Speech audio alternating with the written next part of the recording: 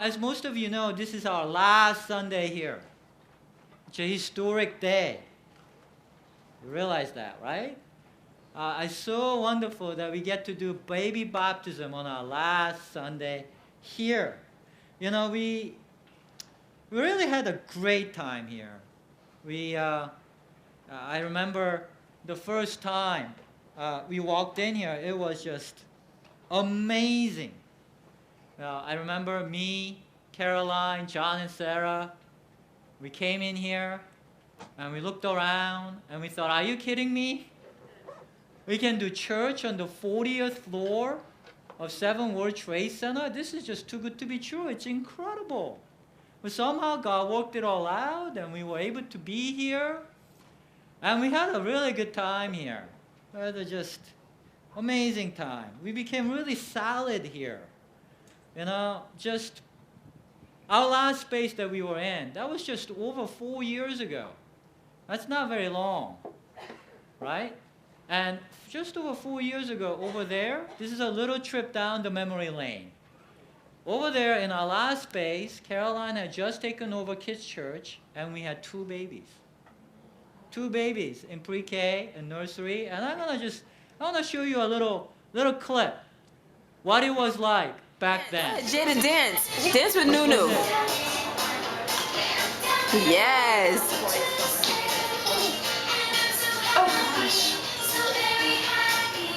Go Jada, go Nunu, go Jada, go Nunu, go Jada, go Nunu, go Jada.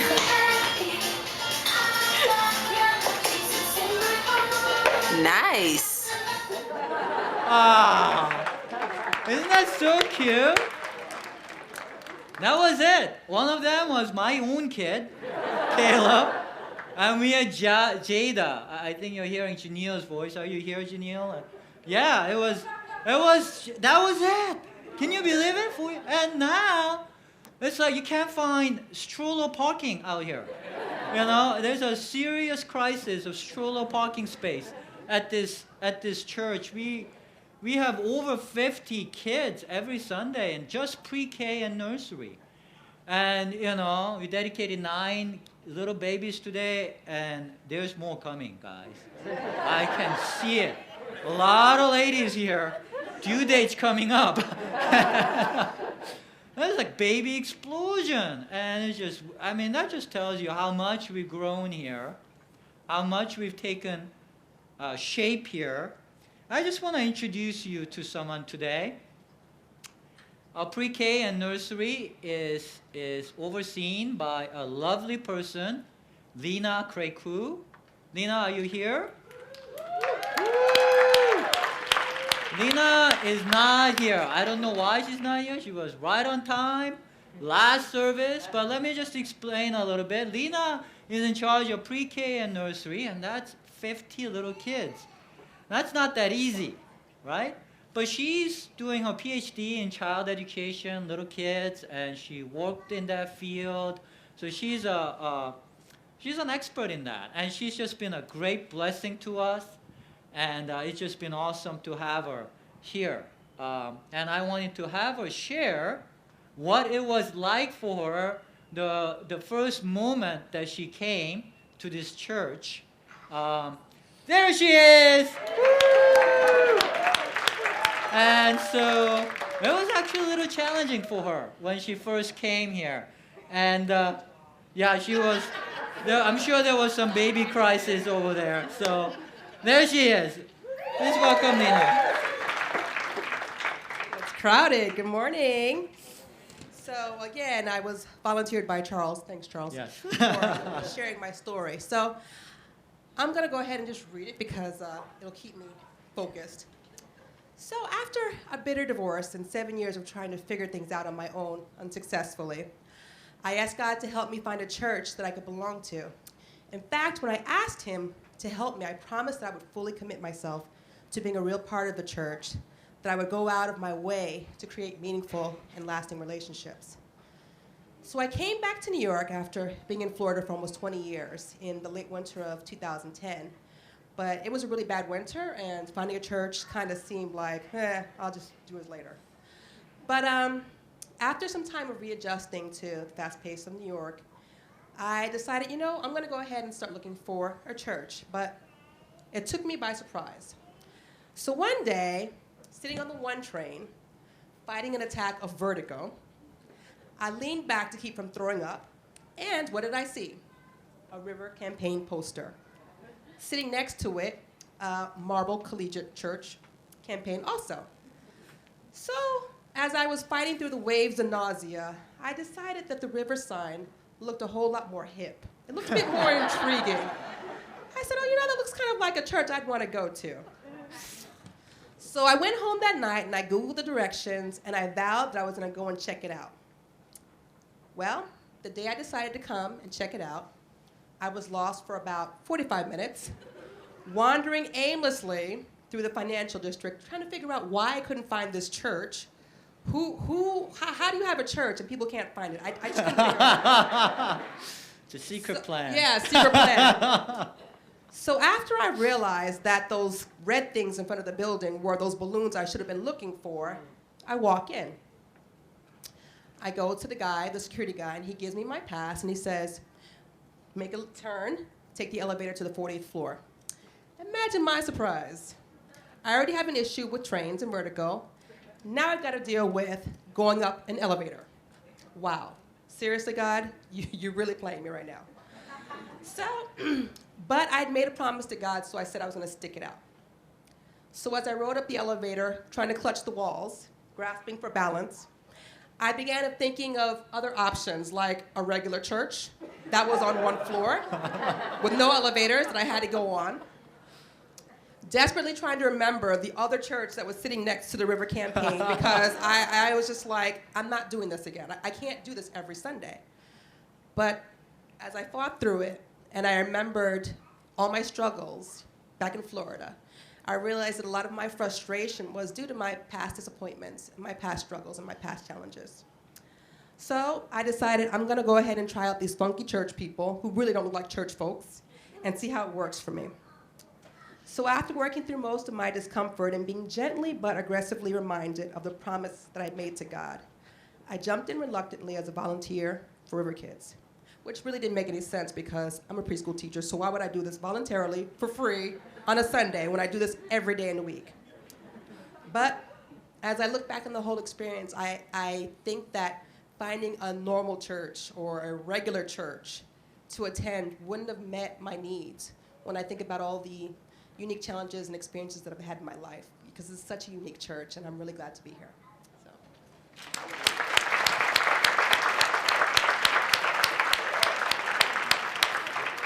Alina is such a blessing to us, and I just love her. We are at the office every day. We're just teasing each other. I jostle with her. She's just great.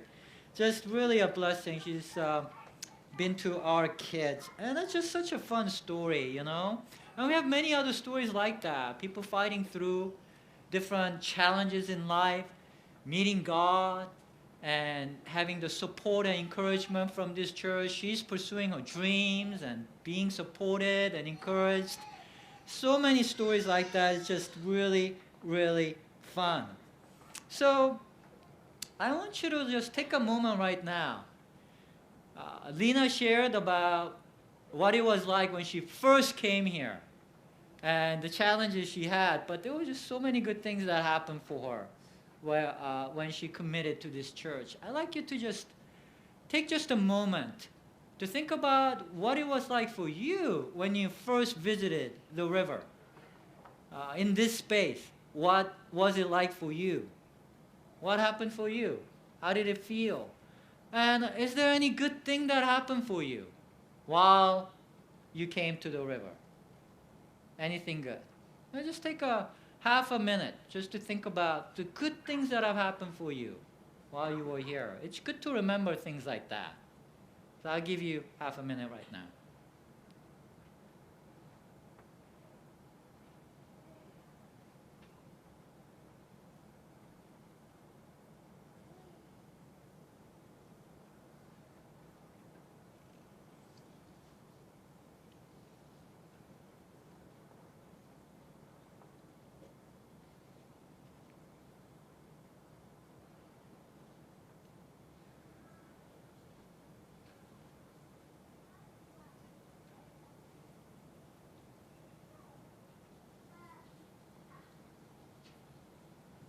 Great. Hold on to that thought, because later during the worship time, we'll have an opportunity to do something with that. So think of those things. I had a lot of wonderful moments in this place. You know, there have been a lot of ups and downs, to be sure. But at the same time, there was just a real sense of meeting God in this place.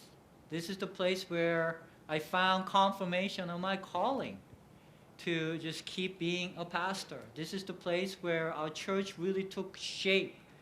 And, there's just so many God stories that have happened here. It's just so wonderful. It's God's presence that we found here. It's just been incredibly good. And so, even as we are moving today, and moving is always this unsettling thing, because we are moving into something unknown. We know what this is like, and it's a great view, you know. And now we're going to go to a high school. What is that going to be like? There's some uncertainty, and we're going to move stuff, and it's going to be a little hustle and bustle. But even as through all the uncertainty, you must remember that God's presence goes with us. It's not about the space. It's about the people and His presence. Last Sunday was Easter. And, around Easter, they showed these old Bible movies. You know what I'm talking about? So they showed 10 Commandments with Charlton Heston, right? And I turned on the TV and I just caught 2 minutes of the movie. So I had to prep the sermon, so I didn't have a lot of time. But I saw it was 10 Commandments, and I thought, oh, what's going on? And the scene that I caught was just the scene where the nation of Israel, they get ready to move out. So they're getting all their stuff, they're packing up, they're getting their donkeys, their goats, And I thought, this is interesting. And it didn't hit me at the time, but later I realized that's what we're going to be doing today. All this hustle and bustle, we're going to pack up, we're going to carry this stuff, we're going to move down. It's the moving day, to 90 Trinity Place. And I want to just invite any of you who can stay to just do it with us. Just pick up something, and we'll just all walk down together, and we'll have pizza over there, and it'll be fun. It'll be like a community experience. And, that's why I am dressed in jeans today. You guys don't realize this. This is a historic day, guys. I have never worn jeans and sneakers at this place, at the river, when I was preaching. You guys realize that? So enjoy it, guys.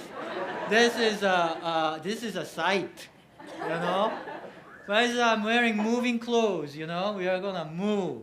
It's going to be fun. So join us.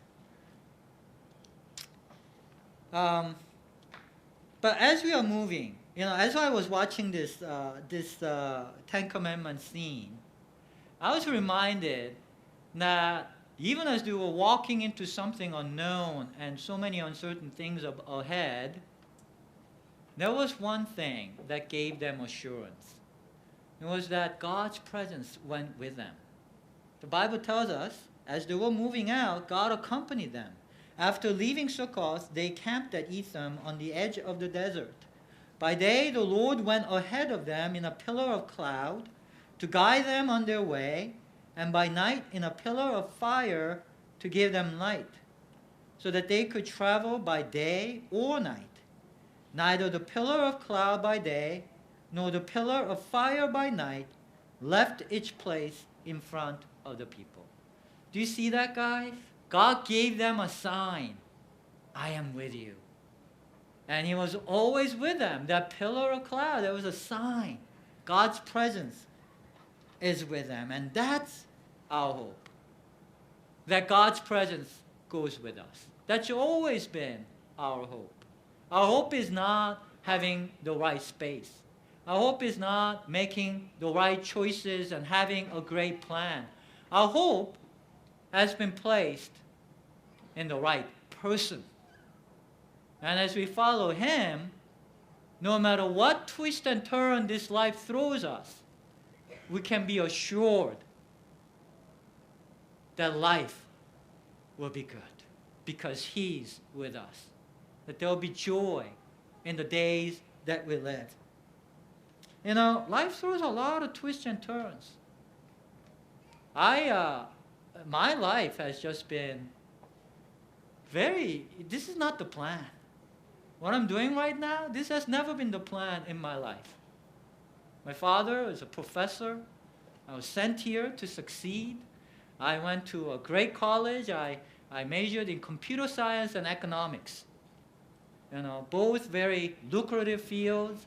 Combined, you know, gives you a good career. I have a PhD in economics from MIT. This was not in the plan, right? My wife, she was groomed to be a businesswoman, you know, from a young age. She got an MBA from Columbia. When I met her, she was well on her way, and I dragged her into this mess.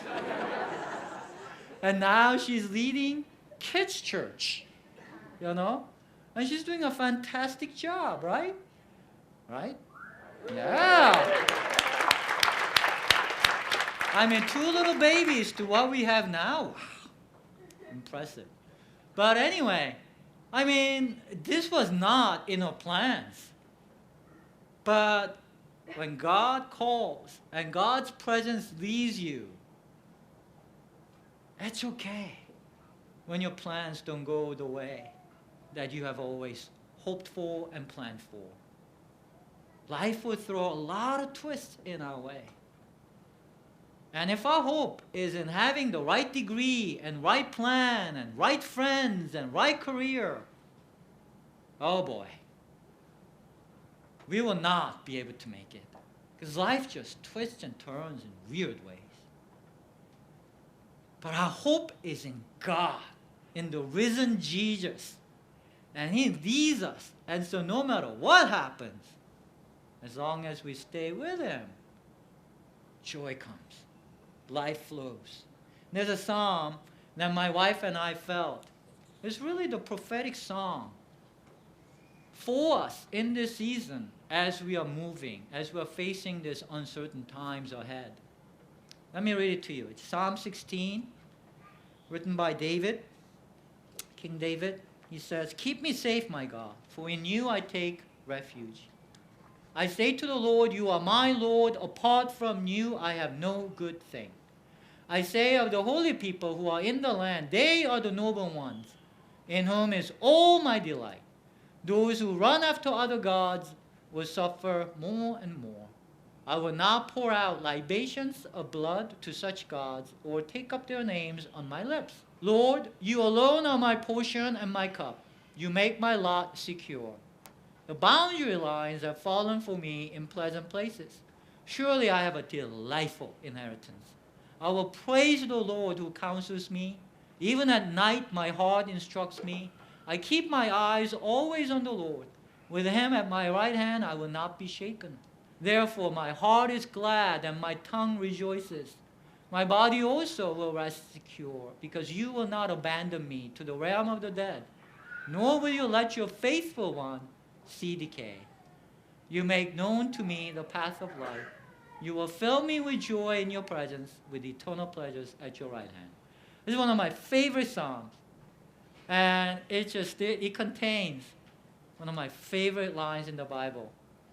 And it's at the very beginning of this psalm. It says, "I say to the Lord, you are my Lord. Apart from you, I have no good thing." This has really been this church's line. What we have banked our hope on. That He is the one that we are pursuing. You know, there are many good reasons to pursue God. God is true. Or we pray to God and He answers prayers. He brings a lot of good gifts. But folks, the best reason to pursue God is God Himself. It's God Himself. Yes, He does many good things, but it's His presence and Himself. That's the by far the top reason why we should be pursuing him. It's like with my wife Caroline. You know, she's a great package. You know, seriously. You know, she brings great things to my life. Like GE, she brings good things. Before she came to my life, I didn't know how to dress. I mean, I dressed, you know, but I didn't know how to coordinate anything. And I just always looked like a complete dork, you know. No matter how much I tried, it just wasn't in me, you know. Some people are given different gifts, you know. Dressing well was not my gift. But since I met her, things have gotten a lot better. I mean, I look presentable, right? I mean, even in jeans, doesn't look too bad, right? This is her doing, not me. And many other good things, you know. She just does great things, brings lots of great things. But the best thing about Caroline is Caroline. It's her presence. Right, guys? Husbands here? Don't you think?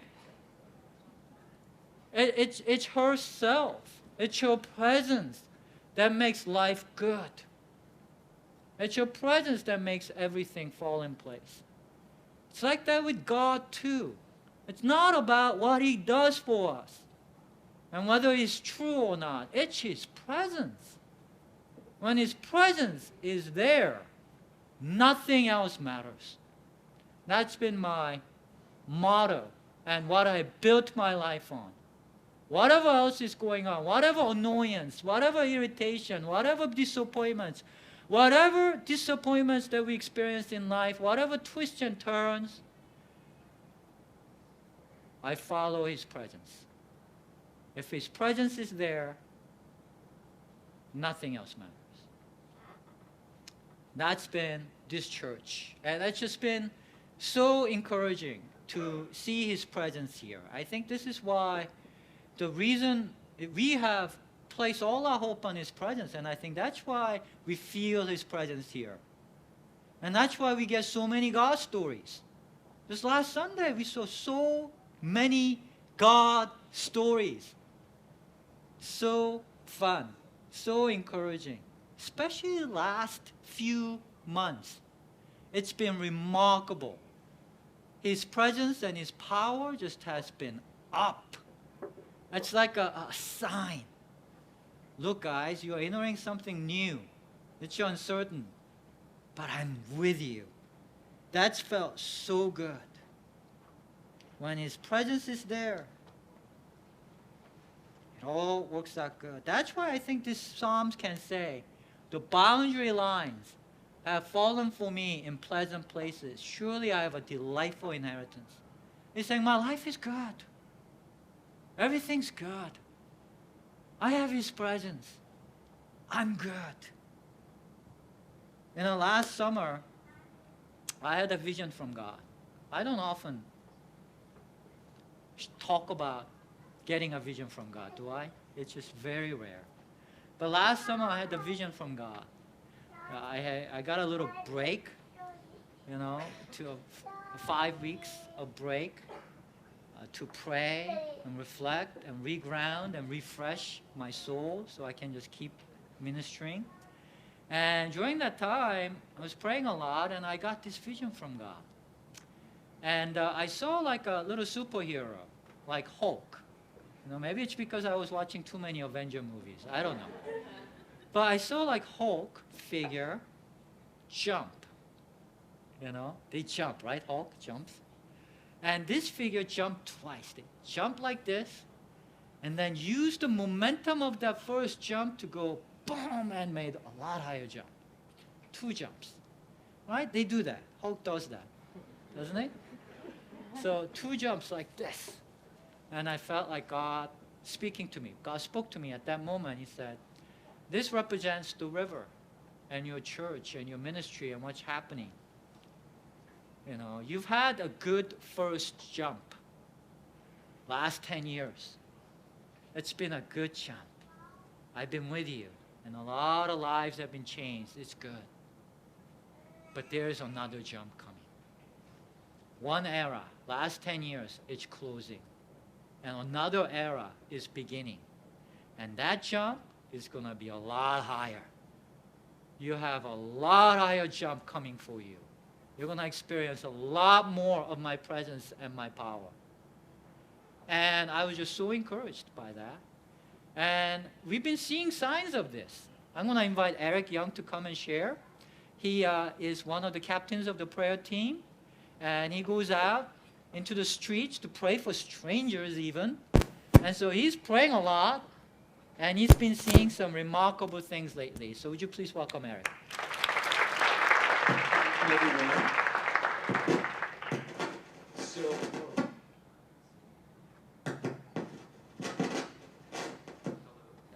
I can just speak loud. It's okay.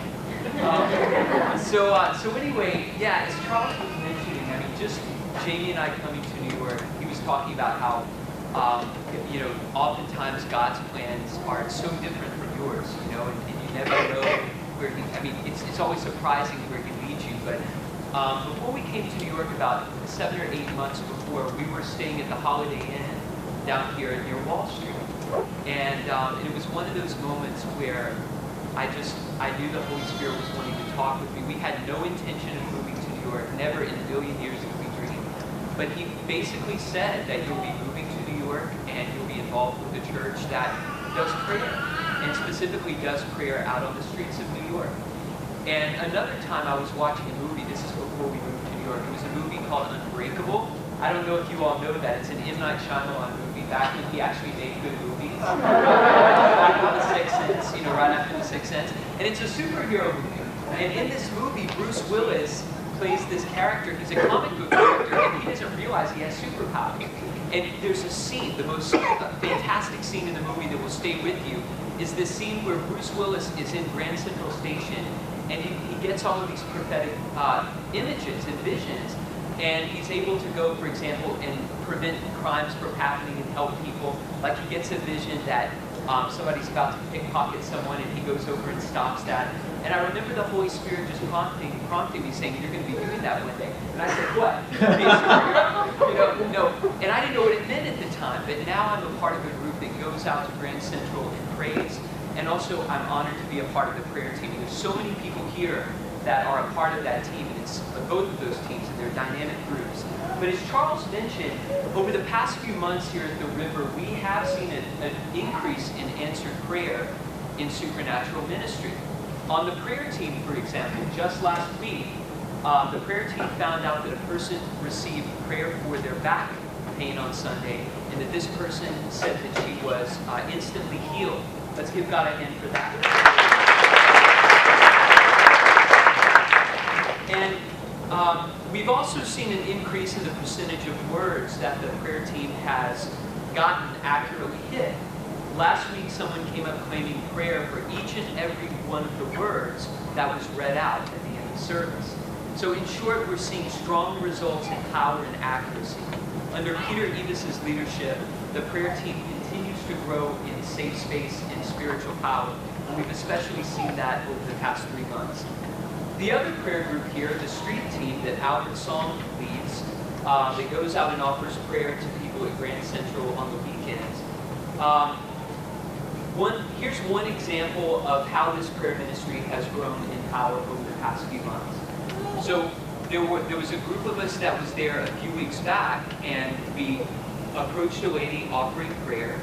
And at first the lady was a little reluctant to receive prayer. She said, "Oh, I pray, it's okay." And then so we just sort of gently said, "Well, will you pray for us?" And she said, "Okay." And she prayed for us. And during that prayer time, one of us got a vision. We just received a prophetic word for her. And we said, "Now I could be wrong here, but are you wanting a child? Are you wanting a son? Does that ring true to you in any way?" And she immediately started crying. Tears just started pouring out of her. And she said, "Yes, how did you know that?" She said, "In fact, I've been to the doctor just this week, and he said that it didn't look like I would be able to have children, and that medically it didn't look possible." And she said, "I've been wanting a son. Would you please pray for me?"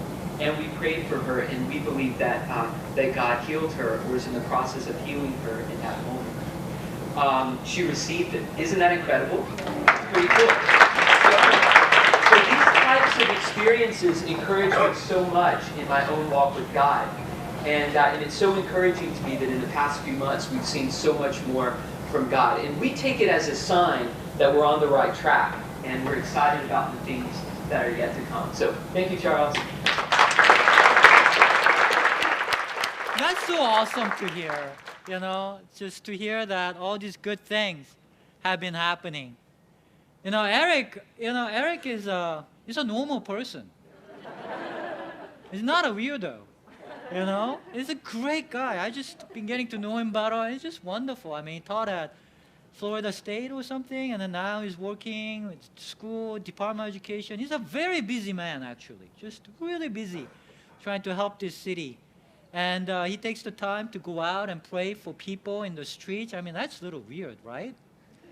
And that can be very daunting, actually, to approach someone and say, would you like some prayer? It's crazy, right? For a normal person, that's just crazy. But that's also what really grows our faith. You experience God, and you grow in being tough, That's why Jesus sent out his disciples and just said, don't take any money. Do this crazy thing. And it builds something in you as you follow God's presence. I love that spirit. This willingness to do anything it takes to just keep pursuing God's presence. That's just lovely. That makes everything work out. And so, even as we are facing this move and uncertainties in life, and life throws wrenches at you, whatever is going on, I want us to respond with joy of being with God. As this psalm declares at the end, therefore my heart is glad and my tongue rejoices. My body also will rest secure. This is worship. This is worshiping God. Because this psalm starts with, the very first words are, keep me safe, O God. Keep me safe, O God. When a prayer begins with, keep me safe, O God, what do you think was going on? Not good. I mean, David, he was on the run for his life almost every day for 7 years. Every day his life was at risk. He could have died any moment. So no wonder he's praying, keep me safe. We all go through tough times, but most of us are not fearing for our life every day. Most of us. That's a hard place to be in when you don't know. And you are crying out, oh God, oh God, oh God, keep me safe. But by the end of this psalm, he's saying, my heart is glad. My tongue rejoices. My body rests secure. That's true peace. He's saying, I can go to sleep. I don't have to stay up all night worried about whether I'm going to make it through the night. That is faith. That is worship. That is what happens when God's presence comes upon you and you feel his presence. It turns these terrible things and twists and turns in life into, no worries. God is with me. When his presence is with us, we can rejoice like this. This is a slice of heaven. And that's what I want us to experience more and more and more. Not just that our earthly life will get better and better, although that's good too. But that we'll experience heaven on earth. No rational explanation. Joy, peace, love, servant heart, spiritual power, spreading heaven. We want to grow as citizens of heaven here. Carolyn and I, we came to this city 10 years ago to spread this message. That this earth and this life, it's a fallen place. Heartaches happen. Tough things happen. I was just in Red Hook with a team from this church, and we heard just heartbreaking stories. Absolutely heartbreaking stories there happening right now. But we also had an incredible time of prayer. Just God's presence was so strong. So many of us were just sobbing with His presence. Not just tears of sadness, just tears of joy because of His presence. So powerful. We're so excited about what's going to happen over there. And I hope to tell you more about that in the coming weeks. But God is with us. And so with all the challenges we face, we're going to stick with Him. Are you with us? We're going to stick together. We're going to pursue God's presence together. And when that's there, nothing else matters. Heaven will open up. Are you with us? Now you can clap. Would you stand? Let me pray for us.